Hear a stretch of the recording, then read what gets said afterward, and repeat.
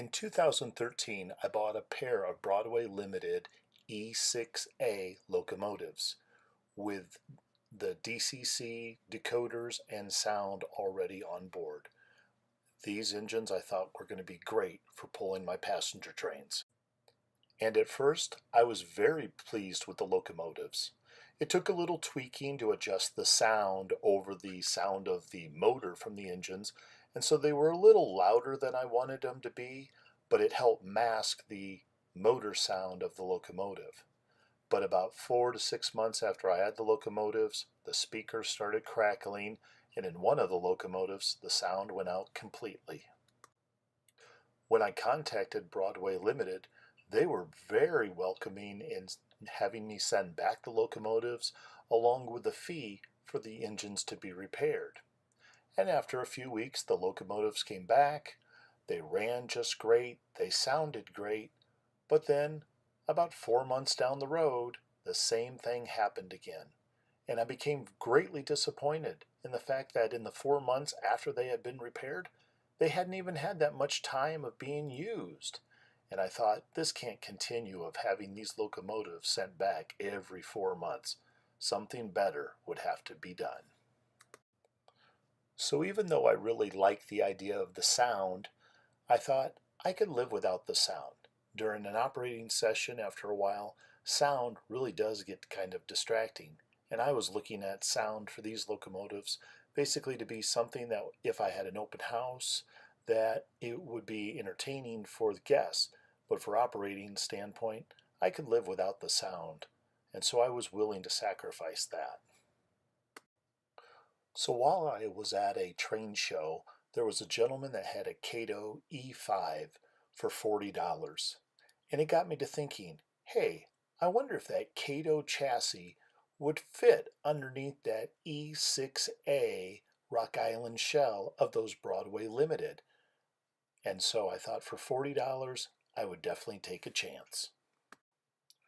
Sure enough, I pulled the Broadway Limited chassis and decoder out from underneath the shell, and the Kato E-5 chassis fit in there. A little snug, but it fit just fine. So with the shell fitting just fine on the Kato chassis, it was time to make an order. I've really had good luck with the TCS decoders, so I ordered a KOD8E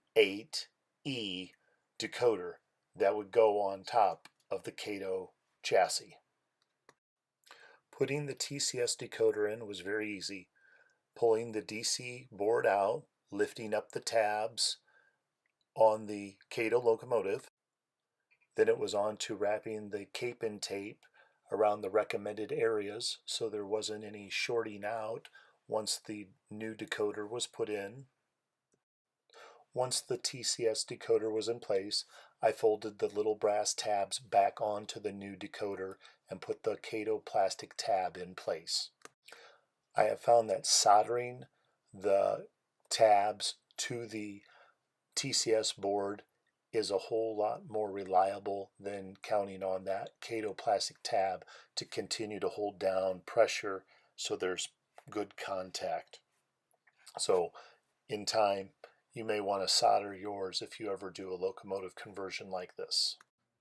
Once the TCS decoder was installed, I took the chassis over to my program track, programmed it to the locomotive address I wanted it to, and then I always write on the chassis of the locomotive what type of locomotive it is, what railroad it goes to, and then also just the DCC address just for future reference.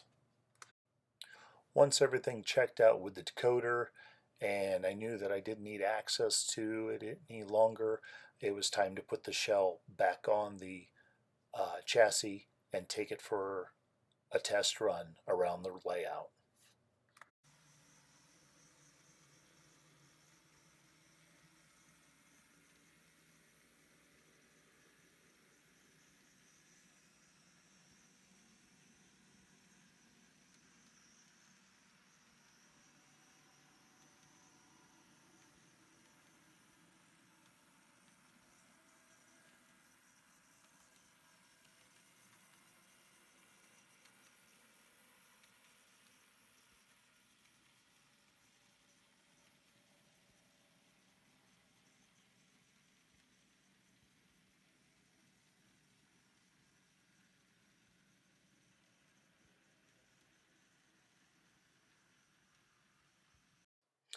I'll be quite honest, this was a pretty expensive conversion, considering the Broadway Limited locomotives with their sound and decoder were pretty expensive at the time I bought them. However, I really did want to keep the shells from the Broadway Limited locomotives, even though I felt that the drivetrain and the quality of the sound system that Broadway Limited had in these were not maybe of the best quality. So I'm happy now with the Kato chassis that runs very well, minus that it does not have sound, but overall makes for a very dependable locomotive, and the TCS decoder that I put in it with the no goof proof warranty on it.